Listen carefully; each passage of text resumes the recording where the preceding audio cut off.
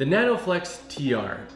I'm gonna be honest, I really like this shoe. I wasn't sure how I'd feel about it. It's marketed as like more of a budget-friendly nano model, so you always gotta think like, okay, if it's that budget-friendly, like where's the performance gonna drop off at? But overall, I've been really enjoying this model. So 3 things that I like is obviously number 1, the price. At $9 USD, that is $40 less than the most recent Reebok Nano model on the market, aka the 11, and also the 10 is still sitting around $130 USD. So I'm a sucker for being frugal and saving a bit of coin when I can. So overall, I love the price of the shoe. The second thing that I like is just how lightweight and breathable it is. The upper is very breathable. The whole shoe as a whole is very lightweight, doesn't feel super heavy on the foot. So I think it's a great model for HIIT workouts and more versatile training.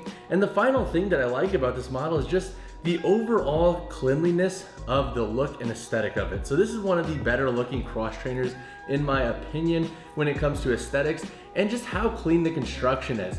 It doesn't have a lot of frills to it, and honestly, I kind of love that. It has a very durable build when it comes to the outsole and midsole, and overall, I think the shoe has a really good look to it. So if you are somebody who wants a trainer that they can wear to the gym and on a day-to-day basis, I think this model does a really good job at matching those needs. But now let's talk about a couple potential cons. So a couple of potential cons I could see other folks having with this model is number 1, just the overall stability. So while this shoe does a decent job at supporting various lifts, I will say it is not as stable as something like the Reebok Nano 9 or Reebok Nano 10. The outsole and midsole are decently supportive, but they lack kind of that more like hardcore cross trainer feel that those models have.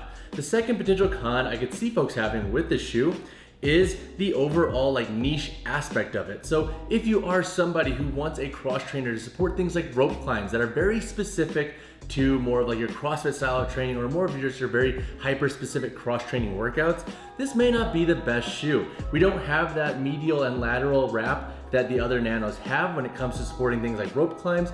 And we don't have that more stable like plastic TPU layer that comes up. There is a TPU layer throughout the outskirt here, but it's not nearly as stable and supportive as the other Reebok Nano models. So when getting the shoe, if you are interested, just understand that it's not gonna be the exact same as some of probably the more hardcore cross trainers you might have worn. This is a bit more of like a versatile trainer in my opinion. It does great for stability in a lot of ways, but it's not nearly as stable as some of those more hyper-focused cross trainers. So overall, I think those are the big cons that someone might have with these shoes. I like them personally, but it's just understanding where they're gonna excel and where they may not excel. So as for this model's performance, let's break it down in a lifting, agility plyo, and day-to-day and shorter run basis. So on a lifting front, overall, this shoe is kind of what you'd expect from a more budget-friendly, versatile-esque cross trainer.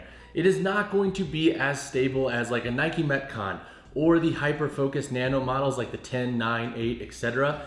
But from a just recreational point of view, I think this model does a fairly good job at supporting various lifts.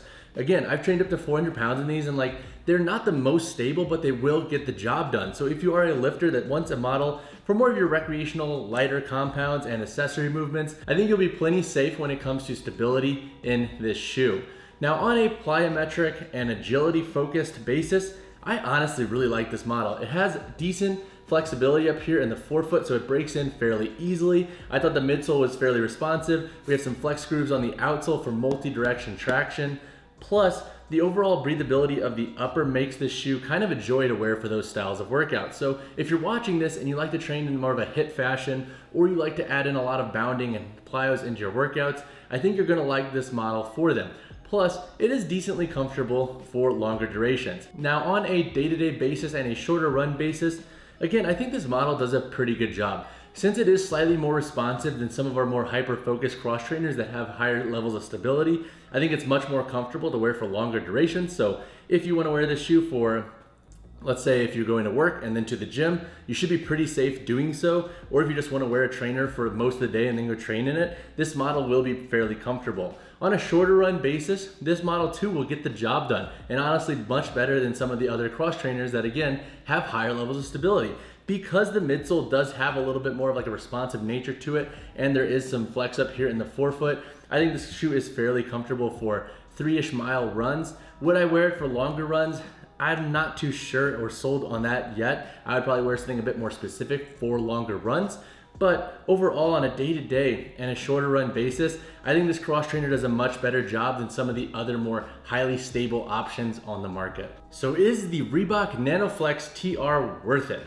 I think if you are somebody watching this video who likes to train in a versatile manner, isn't necessarily so worried about stability, and wants to save a little money, then I think this model is definitely worth it. Plus, it is just a comfortable ride in general, and it looks fairly great. I've linked them down below, so if you want to check them out, visit that link. But overall, that's the population that I think will really excel with this shoe.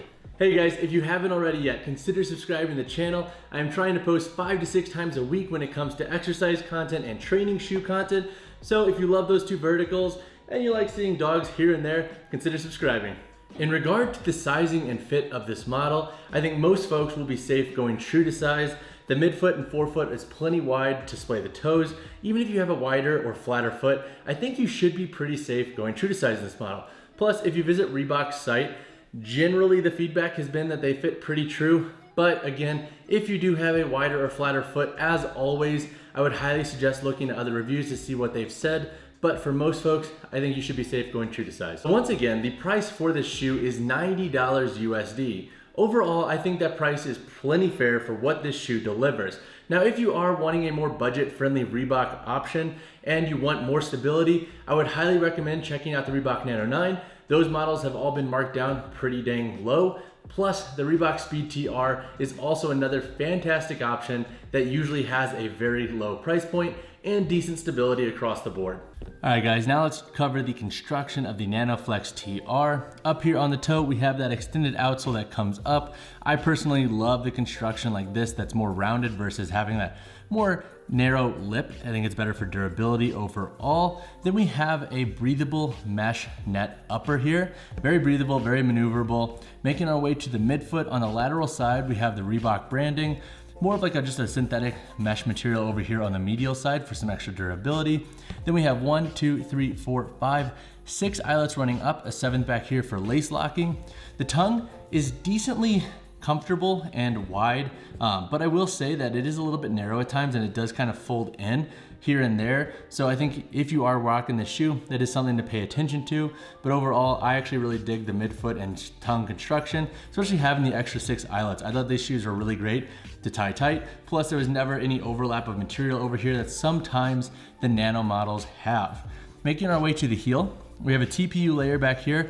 It's not nearly as stable or thick or even firm for that matter as the other Nano models, but it does a pretty good job at providing a little bit of additional boot security back here, especially when it comes to locking in that foot. So if you are somebody again who's using this model for HIIT training or plyometrics, I think you'll like how this model feels when it comes to the boot security. Back here on the heel, we have extended outsole that wraps up. Once again, Nanoflex branding. Overall, the midsole has this foam-like material throughout. It's not too dense when it comes to limiting compression. Like as you can see, I can compress it decently easily here, but when you are lifting and your weight is equally spread across the shoe, it does an okay job at supporting lifts. Once again, on the outsole, rubber outsole, we have flex grooves throughout.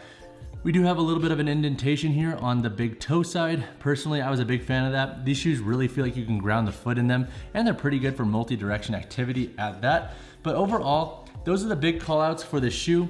I think its construction is fairly simplistic, which is something I mentioned in the pros, and it's also something that I really like about this model.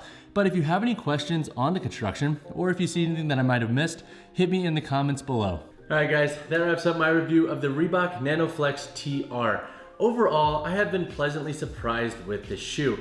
If you go into this model understanding that it's not going to be nearly as stable as other Nano options, but it does a decent job across the board when it comes to versatility and stability, then I think you'll be really well suited with the shoe. If you have any questions about this model, as always, drop them down below. And like always guys, drop a like to the video, drop subscribe to the channel. I'll see you guys in the next one.